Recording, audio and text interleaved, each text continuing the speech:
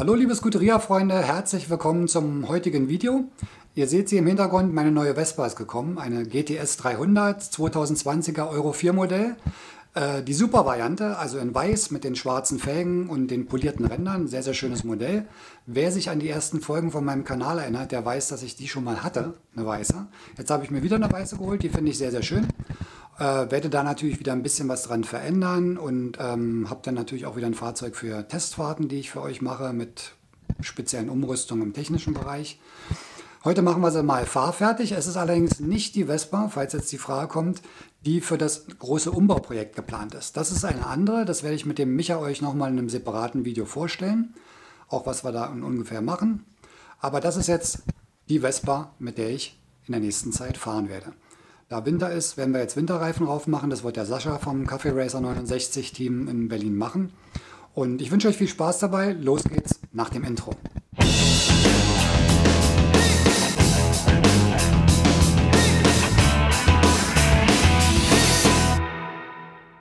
So Leute, jetzt geht's los. Da ist der Sascha. Herzlich willkommen, Moin. Sascha. Moin. Vielen Dank nochmal fürs letzte Video. Heute geht's weiter im nächsten Teil jetzt mit meiner neuen weißen Super. Sascha, was wollen wir jetzt heute machen? Wir müssen das ja fahrfertig machen, das Fahrzeug, und wollten, glaube ich, Winterreifen aufmachen. Ne? Winterreifen raufmachen und, warte mal, Winterreifen und deine Bremse. Ah ja, Mensch, genau. Ja, wir machen vorne gleich die Spieglerbremse an. Die hatte ich ja bei der British Racing auch dran, war auch sehr begeistert davon. Und da wir sowieso ans Rad vorne ran machen, machen wir doch gleich die Bremse mit. Dann haben wir das in einem Abwasch. Ja, hier seht ihr mal, sehr, sehr schön. Ist noch das 2020er Modell, wie gesagt. Euro 4. Schön in weiß. Und das ist die Bremse, genau. Die verbauen wir jetzt. Die Porco Nero, also damit haben wir gute Erfahrung. Ich glaube, ihr auch so beim Einbauen. Ne? Ja. Sehr einfach und wunderschön. So sieht das Ganze aus. Und wir haben, glaube ich, den Vorteil, wir brauchen keinen Adapter. Ne? Die passt ja direkt dran. Genau. Und halt auch noch die ABE. ABE ist mit dabei. Trotzdem eintragen am besten. Ja, ist immer am besten. Ne? So, dann legen wir mal los. Legen wir los. Spiegel. Aber das kennt ihr ja schon. Ja, so ein paar Schritte wiederholen sich natürlich jetzt.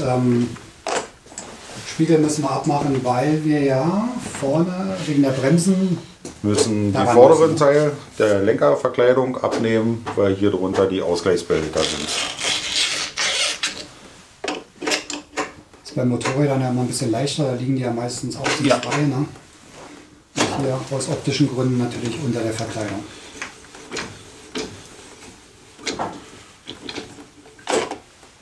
So. Spiegel ab.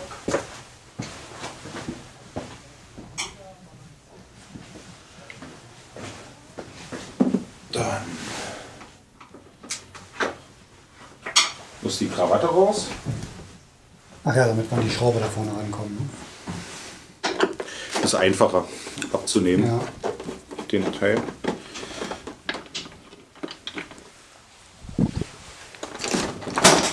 Einmal zerruck. Und weg ist er. Und weg ist er. So, da ist noch die alte Hupe. Das wollen wir ja nächstes Mal vielleicht auch mal zeigen, dass wir mal, wenn die Hupe eingebaut wird, den Einbau der Kompressorhupe mal zeigen. Das hat ja, glaube ich, auch mal jemand gefragt. Aber das machen wir dann, wenn wir das Handschuhfach sowieso mal abmachen müssen. Ne? Ja.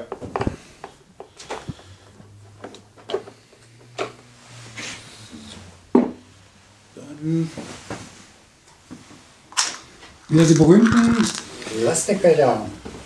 Solltet ihr euch auch dran gewöhnen, wenn man irgendwas baut an der Vespa. Immer kleine Schächtelchen, damit die Schrauben nicht wegkommen. Und wenn ihr regelmäßig was macht, könnt ihr die Schächtelchen gleich beschriften und dann immer dieselben nehmen dafür. Ja genau, dann ist die Zuordnung der Schrauben auch immer da gewährleistet. Weil viele haben ja unterschiedliche Längen. Ne? Also gerade so diese Also ich habe jetzt hier alleine nur, um das wegzunehmen, die eine große und die beiden kleinen, die von hier hinten dran sind. Damit man da nicht durcheinander kommt.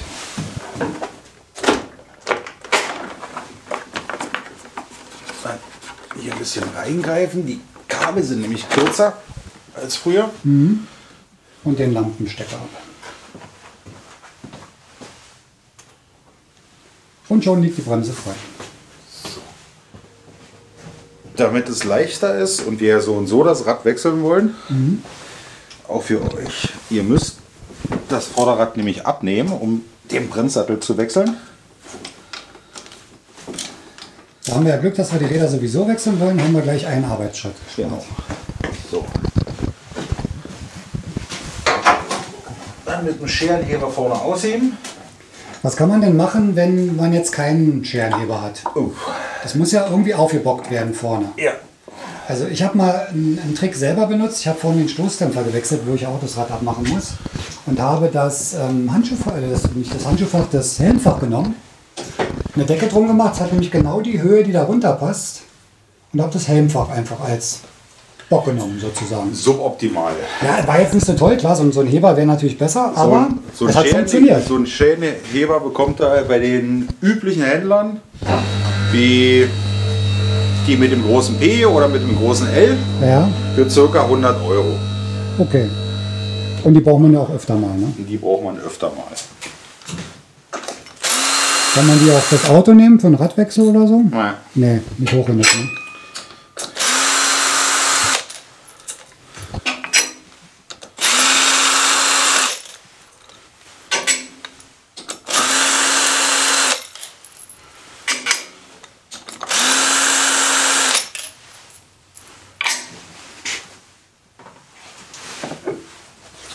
Und ab. So, erste Rad ist weg.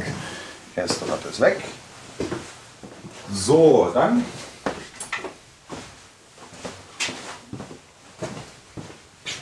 Ach ja, das mit dem, genau. Gummiband einhängen. hier einhängen, da wo die Aufnahme für das Windschild ist.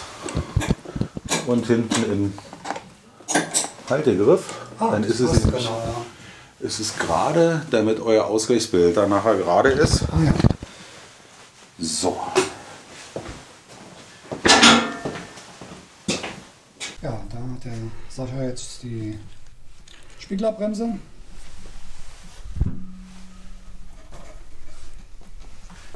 Im Karton habt ihr dann noch so einen Schlüsselanhänger mit dabei. Aufkleber sind noch mit drin. Und da unten ist noch von TÜV die ABE mit dabei.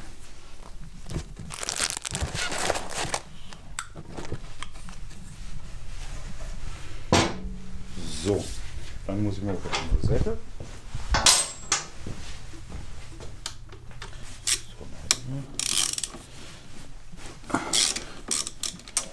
So, erstmal angelöst.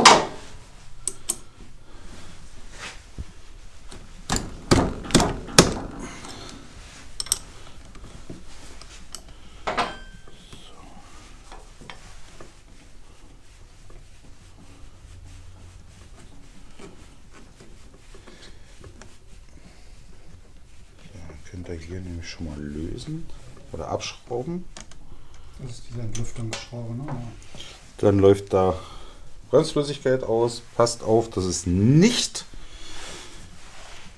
auf eure Lackteile tropft.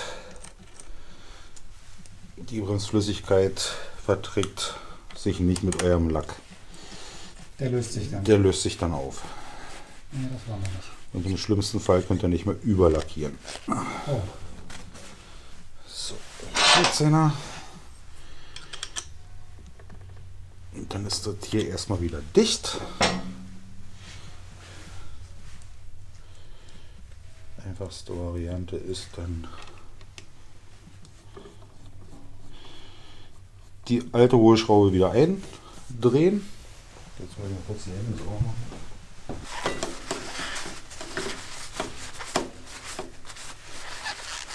Schon mal abwischen.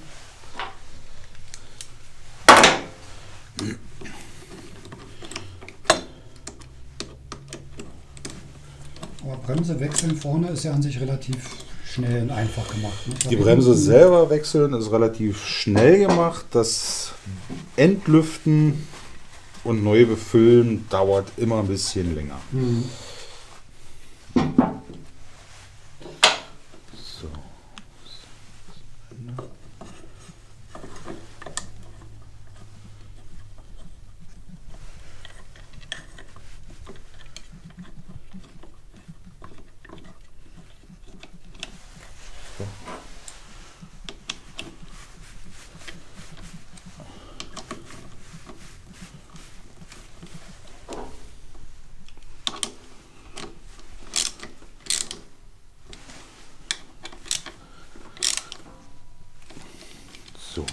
fertig.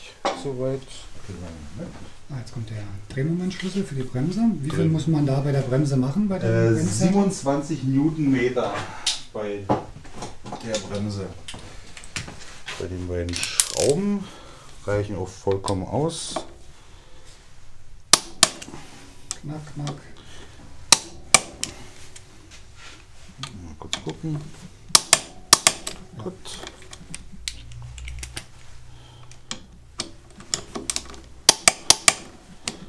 Auch in Ordnung. So, Bremssattel ist dran. Dann könnt ihr hier gleich nochmal nachziehen. Macht ein bisschen die Finger dazwischen, so dass die Bremsleitung nicht direkt am Sattel sitzt. Da muss Luft sein. Ne? Da muss Luft sein. Und dann könnt ihr die Stelle nochmal richtig mit Bremsreiniger absprühen. Dass die Flüssigkeit dann nicht auf die Belege kommt. Ne, die Flüssigkeit nicht auf die Belege und halt euch nachher vielleicht nicht noch ein Tropfen auf die Felge kommt und da den Lack angreift.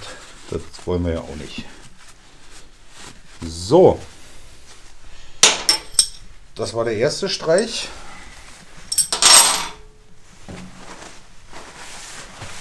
Jetzt wieder weg. Unten anlösen, weil die sind relativ fest, die Entlüftungsventile. Kurz angelöst, damit, wenn ihr dann nachher den Ausgleichsbehälter befüllt habt, nicht obenrum sabbert, weil es hier unten mal einen kurzen Ruck gibt. Jetzt kommt das Ganze nach unten. Den 8er Schlüssel könnt ihr gleich drauf lassen.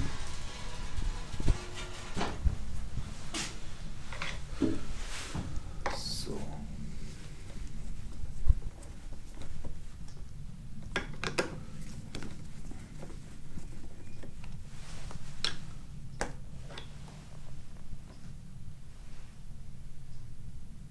So, wie ihr seht, dadurch, dass wir unten geöffnet haben, ist Flüssigkeit nachgerutscht. Und die Membran hat es leicht rausgedrückt. Das ist aber nicht so schlimm. Einfach bloß wieder reindrücken.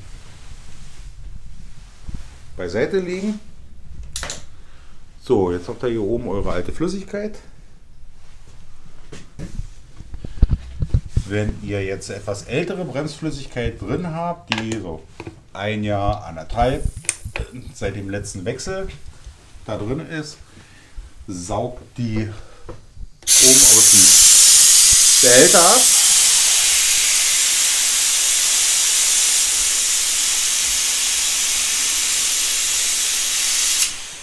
Schön darauf achten, dass er hier nicht rumkleckert. Weil dann könnt ihr nämlich gleich einen Bremsflüssigkeitswechsel machen.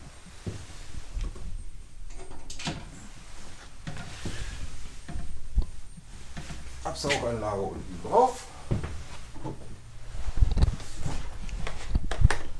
Neue Bremsflüssigkeit hinterher erstmal einfüllen, damit ihr keine Luft anzieht. So. Dann zur Sicherheit machen wir hier noch ein bisschen Papier hin zum Abdecken, falls uns hier doch irgendwie was drüber kippt. Was wir ja nicht hoffen wollen. Genau. Sicher ist sicher. So.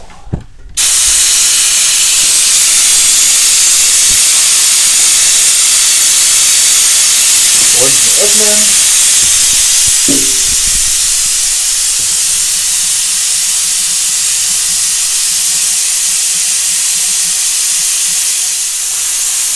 Und jetzt heißt es warten.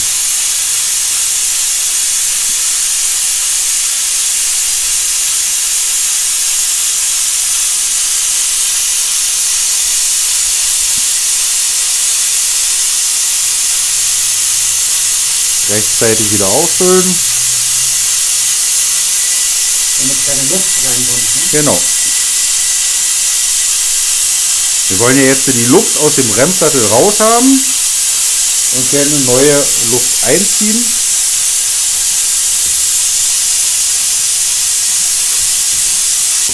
Drei, 4 Mal durchgezogen habt, das Ganze kurz anpumpen und dann klassisch Unten öffnen, Druckpunkt aufbauen, öffnen, Druckpunkt aufbauen.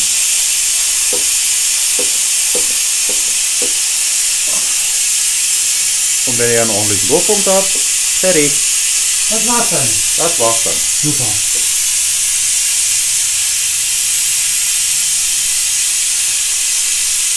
Super Druckpunkt. Ja, man sieht schon einen riesigen Unterschied zu vorher, ne? Da kann man hinterher Fast bis ran. durchziehen. Sehr gut.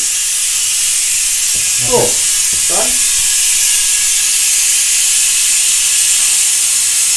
Rest da unten gleich mit absaugen und fertig.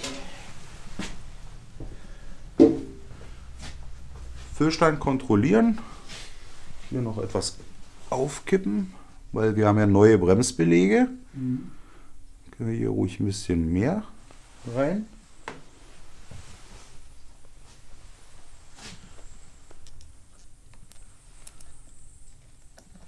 Das Deckelchen wieder drauf.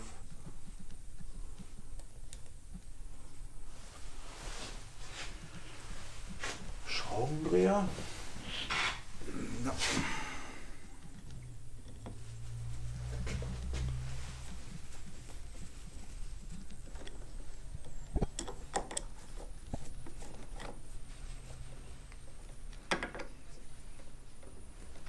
So.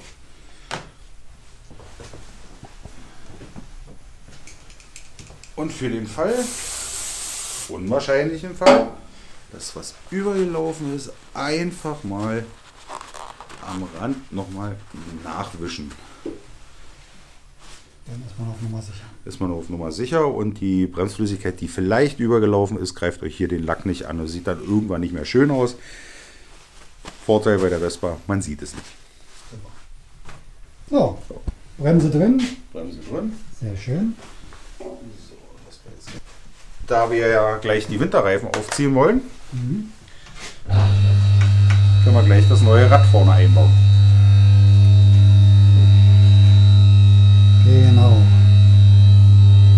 Da sehen wir jetzt die Bremse, die neue. Sehr schön. Auch ein bisschen größer alles, ne? Ja. So, und jetzt holt der Sascha mal das neue Rad, was vorne rankommt. Ich habe da Felgen genommen, die ich noch hatte. Und habe da dann die Heidenau-Reifen drauf machen lassen. Das sind die K66 Snowtex heißen die, glaube ich. Genau, K66 LT Snowtex. Sehr, sehr gute Winterreifen. Man sieht es am Profil. Sehen ein bisschen ähnlich aus wie meine K66 an der British Racing. Die hat ein ähnliches Profil. Also glaube ich ein sehr, sehr guter Winterreifen. Auf jeden Fall schön weich. Genau. So. Sitze einfach an.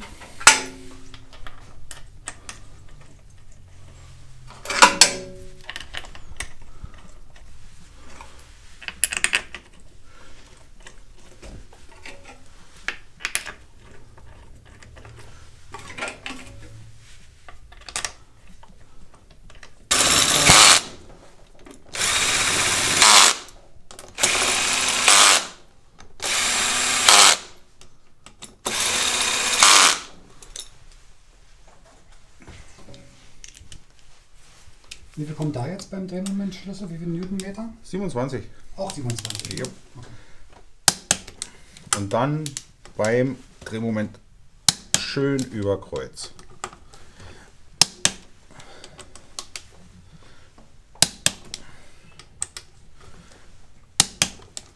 So, fertig. Ja, sieht schick aus. Bremse drin, Rad drin. Neue Optik mit ganz schwarzer Felge. Auch cool. So, und dann könnt ihr Vorne wieder runterlassen. den Heber wieder runter.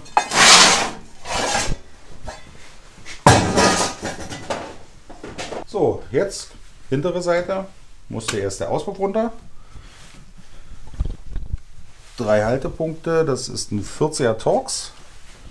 Dann die Auspuffschelle ist mit dem 17er. Hier die beiden machen wir als erstes.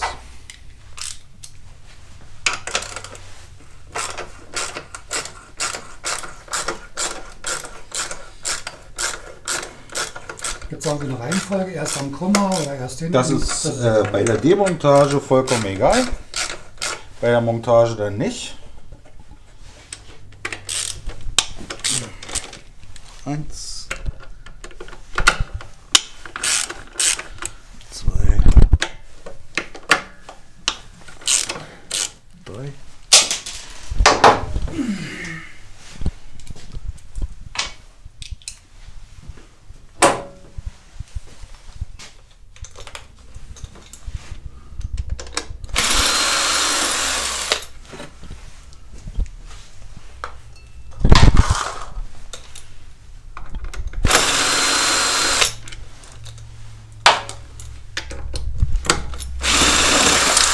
Na.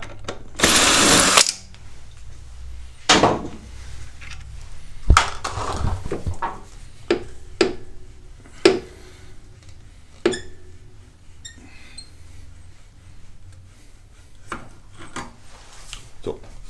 Auspuffer. Ab. Sieht noch schön neu aus. Fast wie bei einem Neufahrzeug. Beim Neufahrzeug geht das auch alles ein bisschen einfacher, als wenn ihr dann so ein Fahrzeug habt, was dann doch schon ein paar Jahre alt ist. Dann geht es an den Hilfsrahmen, die hier 2 Immo-Schrauben. Dann ist hier die Halterung vom Stoßdämpfer, Achsaufnahme und hier die Halteverbindung vom ABS-Sensor und Geschwindigkeitssensor. Also da schon ein paar Schrauben mehr. Ja.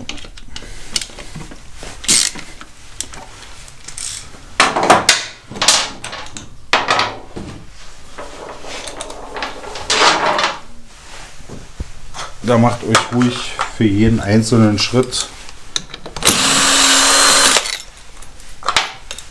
eure extra Kännchen. 25er Torx.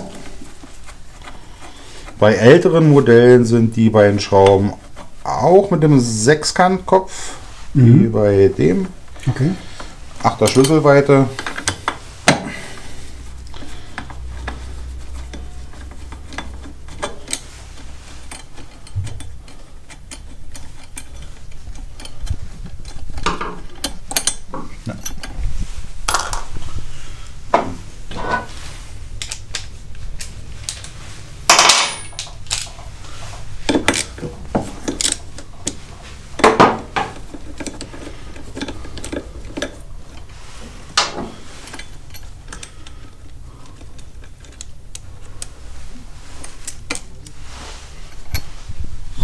Dann hier auf der Achse habt ihr einen Splint zur Sicherung.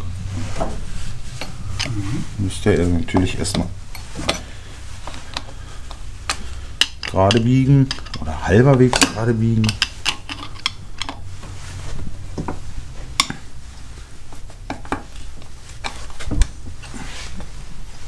So, Zange. jetzt Zange. Kann man denselben dann wieder benutzen? Nein. Glaube ich? Nicht. Nein. Durch das Biegen ist er wahrscheinlich dann nicht mehr so stabil an der Bruchstelle da. Ne? Ist ja nicht mehr ganz so stabil. Es gibt Dauersplinte, die sind wie ein Asset geformt. Die kann man natürlich, die werden bloß einfach eingeschoben, die haben dann, hängen dann hier drüber zur Sicherung. Okay, zum Sicherungsstift oben. Ne? Genau. Die bitte nur einmal verwenden, auch wenn sie jetzt neu sind.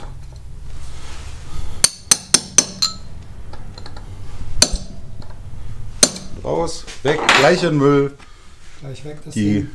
Sicherung ist im Prinzip dafür da, dass wenn der Splint dann da ist, sich eure Mutter, Achsmutter, sich nicht verdrehen kann. Setzt sie sich wieder Lust oder so. Ne? Dann wird es jetzt wieder, kommt der Schlagschrauber wieder zum Einsatz. Der Druckluftschlagschrauber. Fachlich richtig zu bleiben. Für die Achsmutter eine 24er Nuss.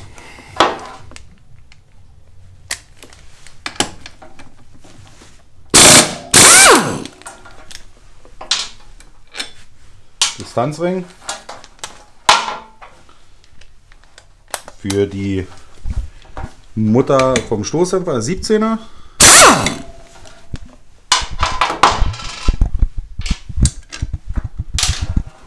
So. oben rein, Stoßdämpfer runterziehen, weg und ab ist der Hilfsrahmen. So, das war's. Das war's.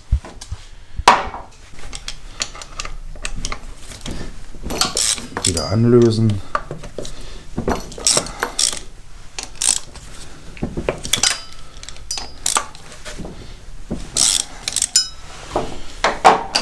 Wenn ihr jetzt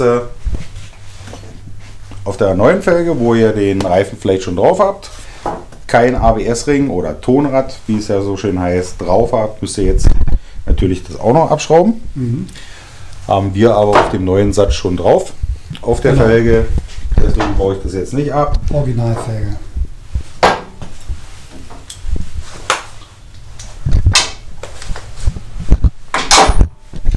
Dann heißt es wieder.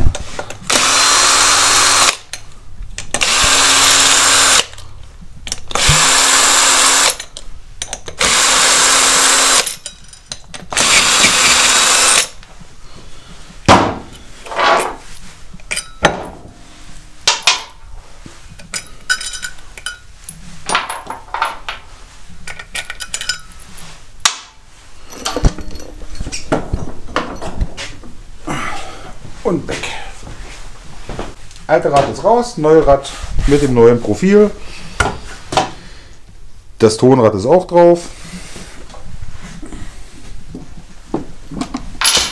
Im Prinzip alles jetzt Retour, was wir gerade eben gemacht haben. Schrauben raus, Schrauben wieder rein. Genau.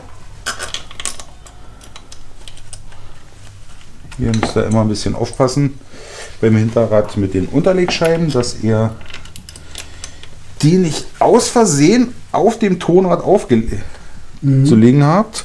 Dann könntet ihr das Tonrad verbiegen. Also Schraube leicht schräg ansetzen und die Scheibe erstmal dahinter putzeln. So.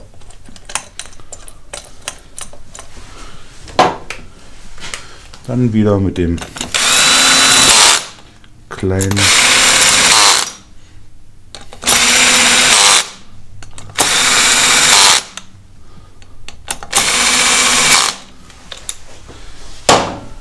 so, für den Moment wie gehabt, 27 Newtonmeter.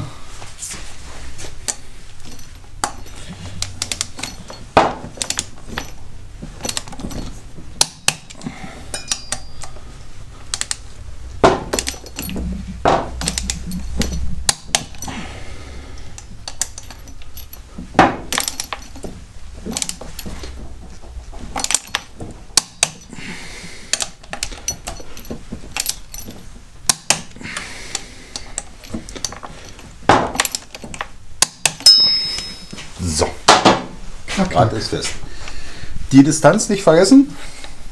Am besten gar nicht erst runternehmen, lasst alles drauf.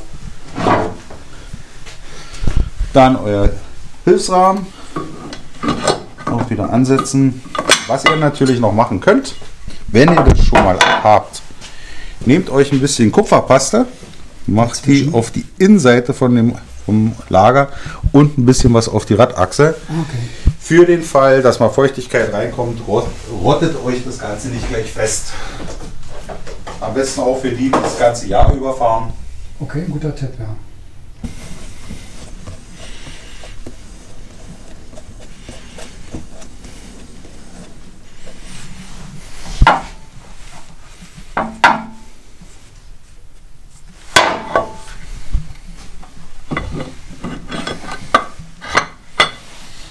Zack, flutscht auch gleich wieder ein bisschen besser.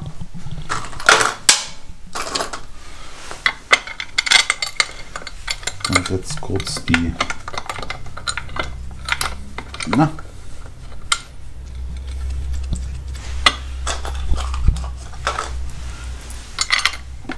die wählen wir uns an.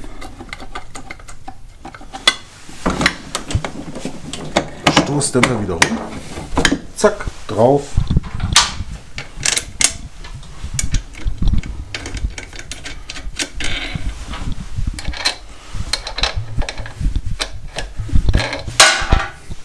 klar. So, jetzt brauchen wir wieder unseren Schlagschrauber.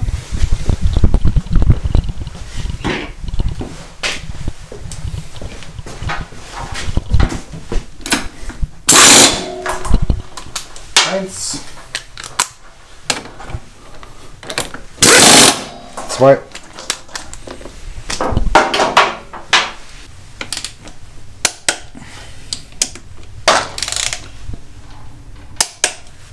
Die altbekannten.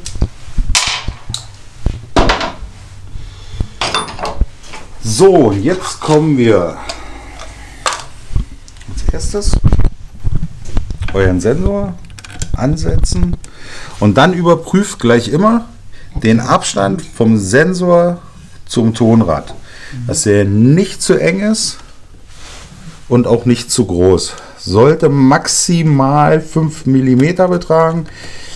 Ich würde empfehlen, dass es immer ein bisschen weniger ist, so 1 bis 3 mm Luft hier dazwischen. Seht ihr auch immer ganz gut, könnt ihr reingucken. Hier haben wir jetzt ungefähr 2 mm, alles super. Passt.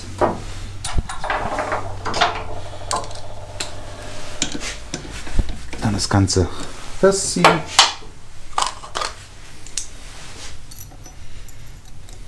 Die Halteklammern für die Kabel auch.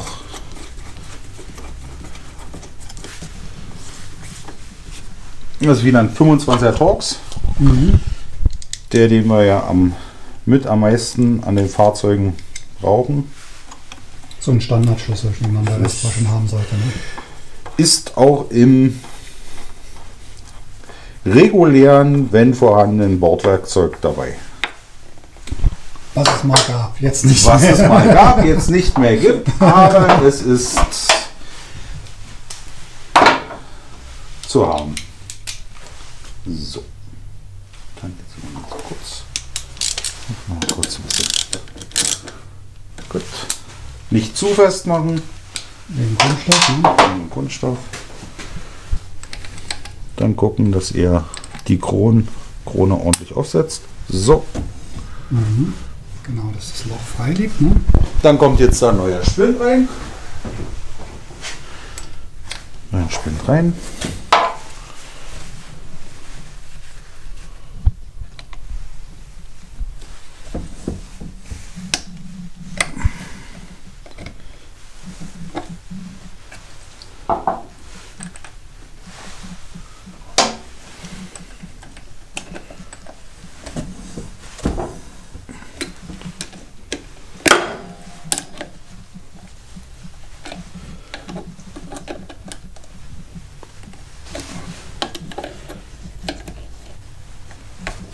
So, neue Spiel ist drin.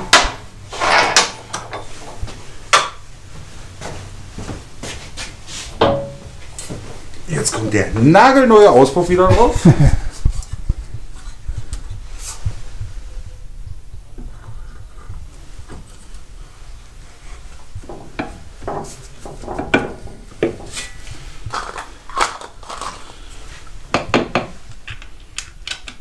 So, und wie ich vorhin schon gesagt habe, bei der Montage vom Auspuff, auch wenn ihr einen Zubehörauspuff anbaut, gibt es eine andere Reihenfolge, oder besser gesagt, eine sichere Reihenfolge gegenüber dem Lösen. Lösen ist egal wie. Fangt immer an mit den Schrauben hinten, damit sich der Auspuff vorne in Ruhe auf den Krümmer ziehen kann und so nicht verspannt. Ah, okay. Sollte der Auspuff sich nämlich hier hinten verspannen über den Krümmer, oder der Krümmer verspannt sich, kann es euch passieren, dass der Krümmer reißt. Und dann heißt es neuen Krümmer kaufen. Das wäre ein bisschen teuer.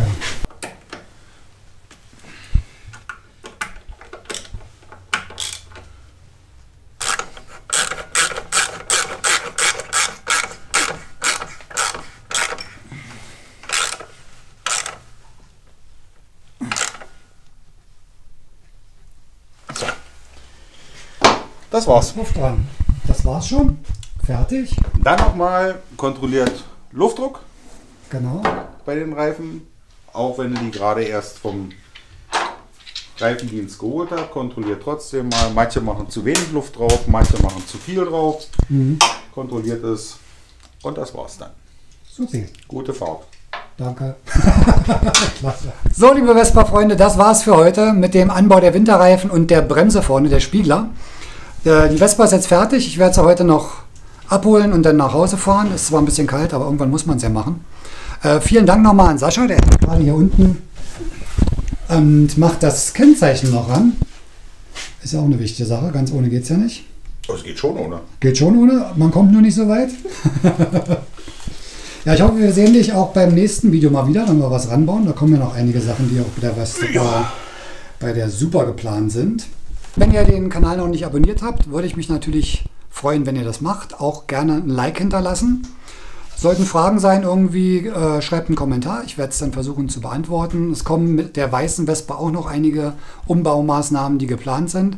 Aber wie gesagt, behaltet das Großumbauprojekt im Auge. Wir machen da demnächst die Vorstellung und werden euch so ein bisschen berichten, was wir da planen. Alles klar, fahrt weiterhin vorsichtig und bis demnächst. Bis dann. Tschüss.